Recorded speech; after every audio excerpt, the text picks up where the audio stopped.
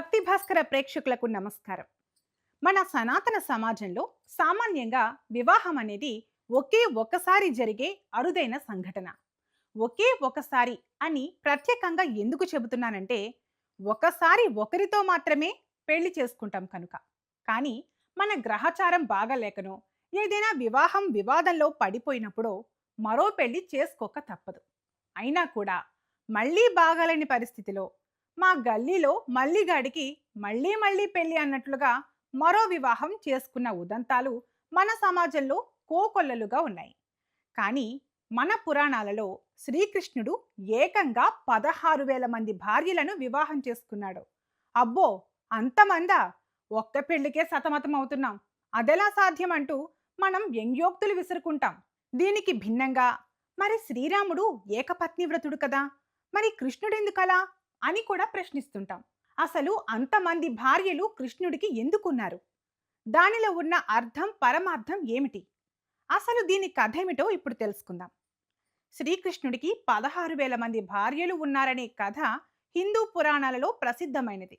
ఈ కథలో ధర్మ సందేహం ఉంది. ఎందుకంటే కృష్ణుడు ఒక పుణ్యాత్ముడు మరియు ధర్మపరుడు అయినప్పటికీ అతనికి ఎందుకు అంతమంది భార్యలు ఉన్నారనే ప్రశ్న ఉత్పన్నమవుతుంది. కృష్ణుడు నరకాసురుడు అనే రాక్షసుడిని చంపిన తరువాత అతను నరకాసురుడి చెర నుండి 16,000 మంది స్త్రీలకు విముక్తి కల్పించాడు. ఆ కాలంలో ఒక రాక్షసుడి చెరలో ఉన్న స్త్రీలను సమాజం అపవిత్రులుగా భావించేవారు కనుక అప్పుడు వారిని ఎవరూ పెళ్లి చేసుకోవడానికి ఇష్టపడరు. వారి కుటుంబాలు కూడా వారిని చేరదీయవు. అందువలన వారంతా తమకు ఒక అర్థవంతమైన జీవితం కోసం, గౌరవం కోసం కృష్ణుడిని పెళ్లి చేసుకోమని వేడుకున్నారు. కావున ఆ స్త్రీల శ్రేయస్సు కోసం వారి కోరికను కృష్ణుడు మన్నించి వాళ్ళందరినీ పెళ్లి చేసుకుని తన భార్యలుగా స్వీకరించాడనేది పురాణ కథ.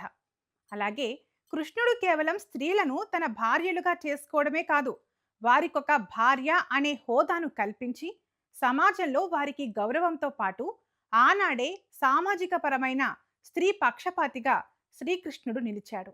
అందువలన ఆ 16,000 మంది స్త్రీలు తమ కష్టాలను, దుఃఖాన్ని వదిలి కృష్ణుడి ప్రేమలో, రక్షణలో లీనమయ్యారని ఈ కథ అర్థం. అలాగే 16,000 మంది స్త్రీలు జీవాత్మలకు ప్రతీకలు. కృష్ణుడు పరమాత్మకు ప్రతీక. ప్రతి జీవాత్మ కూడా పరమాత్మ అయిన కృష్ణుడిని చేరుకోవాలని ఆరాటపడుతుంది. అందుకే కృష్ణుడు వారిని అనుగ్రహించి తనలో లీనం చేసుకోవడమే ఈ కథ పరమార్థం. ఇంకా చెప్పాలంటే కృష్ణుడు వారిని బంధం నుంచి విడిపించి తన భార్యలుగా మార్చుకోవడం కరుణకు, రక్షణకు చిహ్నం. ఇంకా చెప్పాలంటే కృష్ణుడు వారిని బంధం నుంచి విడిపించి తన భార్యలుగా మార్చుకోవడం కరుణకు, రక్షణకు చిహ్నం.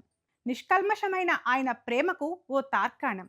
ఇక చివరగా కృష్ణుడు 16,000 మంది భార్యలతో వేరువేరుగా అదే సమయంలో ఒక్కొక్కరితో ఒక్కో అవతారంలో ఉన్నాడని, ఆయన సర్వాంతర్యామి అని ఈ కథ దైవికంగా కూడా మనకు ఉద్బోధిస్తోంది.